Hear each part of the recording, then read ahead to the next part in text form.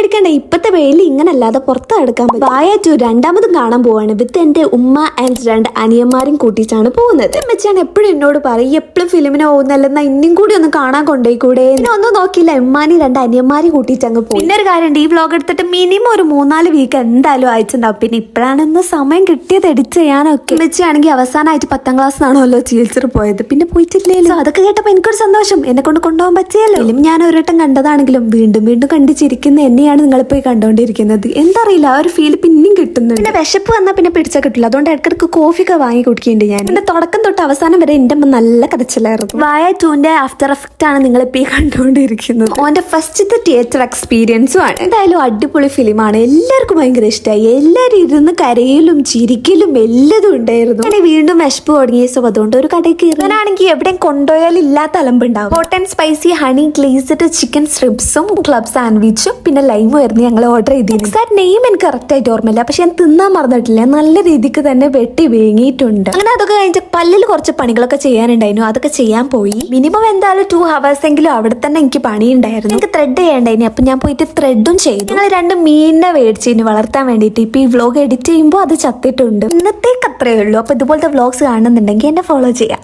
മറക്കണ്ട. ബൈ.